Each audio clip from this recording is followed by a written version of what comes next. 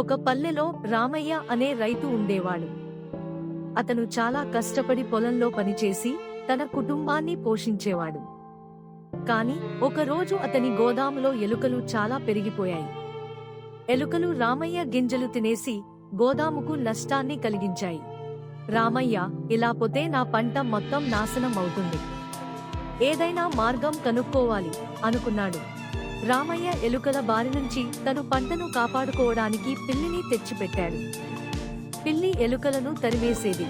కాని ఒక చలికాలం రోజున మొత్తం ఎలుకలు గోదాములో మళ్లీ చేరాయి.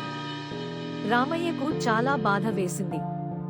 ఒకరోజు ఎలుకల రాజు రామయ్యను కలుసుకుని ఇలా అన్నాడు: రామయ్య, మేము నీ పంటను తినడం తప్పని పరిస్థితి. కాని మాకు ఆకలి తీరడానికి ఏదైనా మార్గం చూపిస్తే మేము ఇక నీ పంటకు నష్టం చేయము. రామయ్య: సరే, మీరు నా పంటను తినకూడదు.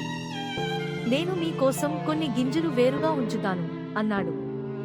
అప్పటినుంచి ఎలుకలు రామయ్య పంటను తినకుండా ఆ రైతు పెట్టిన గింజలతో తృప్తిగా ఉండిపోయాయి.